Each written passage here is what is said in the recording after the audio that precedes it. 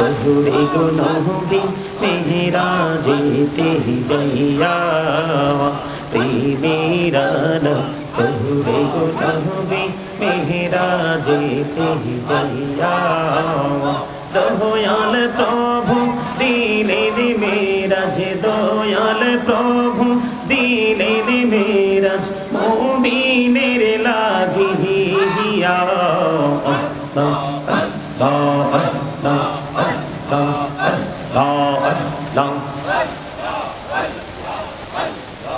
لا إله إلا الله محمد رسول الله صلى الله عليه وسلم সম্মানিত উপস্থিত ওলামায়ে কেরাম, দাড়ি পাকা আমার মুরব্বী বাবারা, সাউন্ডটা ঠিক করে নেই, সাউন্ডটা একেবারে ডিস্টার্ব করতেছে। সম্মানিত উপস্থিতি,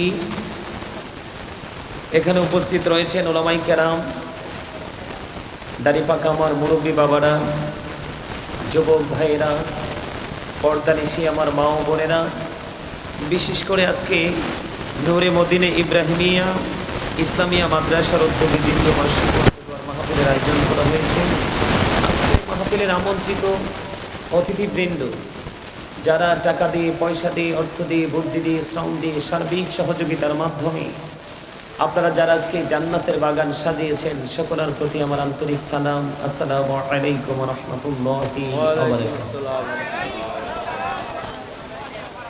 আমরা আল্লাহ রাব্বুল আলামিনের দরবারে লক্ষ কোটি শুকরিয়া জ্ঞাপন করছি যে মহান রাব্বুল আলামিন, আল্লাহ রাব্বুল আলামিন আজকে আমাদেরকে জান্নাতের বাগানে আসার বসার তৌফিক দিয়েছেন। আল্লাহর হাবিবের শানে কয়েক মর্তবা দরুদ ও সালাম, আল্লাহর জাতের জিকির করার তৌফিক আল্লাহ আমাদেরকে দিয়েছেন, সে শুকরিয়া তার সকলে পড়ুন আলহামদুলিল্লাহ। সম্মানিত উপস্থিতি, আপনারা এখানে আলোচনা শুনতে আসছেন নাকি কন্টিনিউ কথা বলার জন্য? আলোচনা শুনতে আসছেন? আমাকে দেখে হাসির কোনো কারণ নেই। আমি জিকির করেছি, আপনারা কিছু লোককে আমি স্পষ্ট করে ইনশিওর করে বলতে পারবো আপনারা হাসছেন। আমি কথাগুলো কি বলছি, জিকিরের সাথে যে ছন্দ মিলিয়েছি, ছন্দের মধ্যে কথাগুলো কি আছে আপনারা কি একবার ভাবছেন? কিন্তু প্রাণ খুলে তো হেসেছেন। আল্লাহর জিকির করলে কি হৃদয় শীতল হয় না?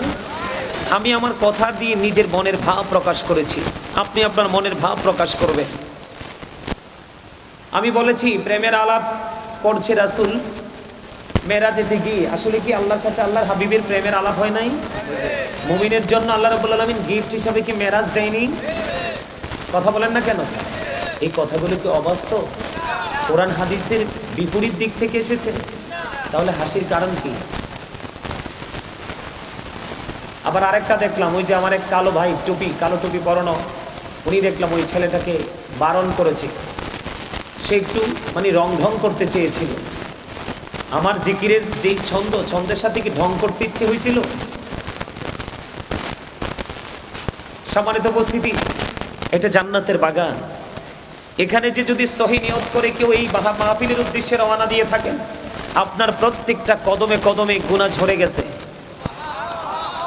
আর আপনাদের নাম আজকে ফেরেশতাদের, রহমতের ফেরেশতাদের যে নোটবুক, যে লিস্ট, তাদের লিস্টে আপনাদের নামটা লিপিবদ্ধ হয়ে গেছে।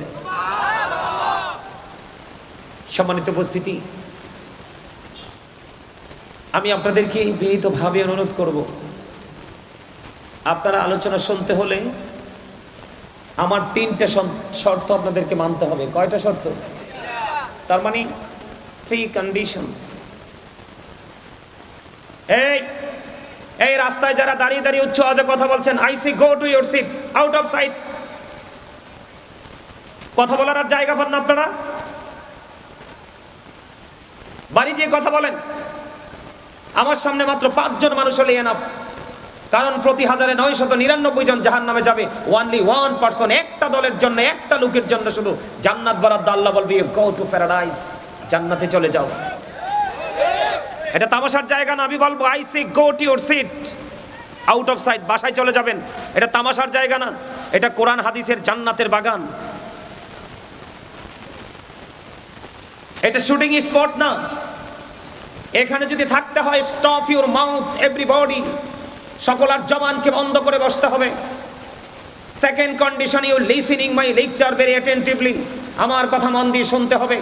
আপনি যদি মনে করেন যে আই সে ডোন্ট অ্যাকসেপ্টেবল, আমি বলবো I say go to your seat out of sight, আপনি বাসায় চলে যাবেন। এটা তামাশার জায়গা না, বাংলাদেশ ধ্বংসের একেবারে ধার প্রান্তে। কারণ Islam is not only a religion but also complete code of life, পরিপূর্ণ এবং পূর্ণাঙ্গ জীবন ব্যবস্থা ইসলামের মধ্যে রয়েছে। কারণ হলো ইন্নাদ-দীনা ইনদাল্লাহিল ইসলাম, ইসলাম হলো আল্লাহর মনোনীত ধর্ম। এই ধর্মের অনুসারী হতে না পারলে আপনি যত বড়ই পাওয়ারফুল টাকা পয়সা ধন দৌলতের মালিক হন না কেন, আমি বলবো the rich are not always happy, ধনীরা সব সময় সুখী নয়। যারা প্রেমের দিক দিয়ে ধনী, হৃদয়ের ভালোবাসার দিক দিয়ে ধনী, তাদেরকে বলা হয় গরিব। দুনিয়ার দৃষ্টিকোণ থেকে যদি বলি, the poor are born to suffer, গরিবরা জন্মগ্রহণ করেছে দুঃখ ভোগ করার জন্য। কিন্তু আমি যদি ফিউচার নিয়ে বলি, তাদের ফিউচারটা অত্যন্ত ব্রাইটনেস। কারণ যারা ফর, যারা গরিব, যারা নিরীহ, যারা অসহায়, তারা অলওয়েজ হ্যাপি। কারণ বুখারী এবং মুসলিম শরীফের হাদিসে এসেছে, আল্লাহর হাবিব বলেছেন, আমি যখন সর্বপ্রথম জান্নাতি কদমটা বাড়িয়ে দিব, বিশাল একটা দল আমার সাথে জান্নাতে যাবে। আর এই দলটা হলো পৃথিবীর গরিব মানুষ। তারা অর্থে গরিব ছিল, কিন্তু প্রেমে তারা অনেক ধনী ছিল। আওয়াজ তুলে বলেন সুবহানাল্লাহ। আরে আরো জোরে বলেন সুবহানাল্লাহ। আমি আজকে এখানে আসতাম না, এসেছি একটা কারণে, মায়ার বাঁধনে আবদ্ধ হয়ে এসেছি। আমার যে ড্রাইভার কন্টিনিউ আমার গাড়ি যিনি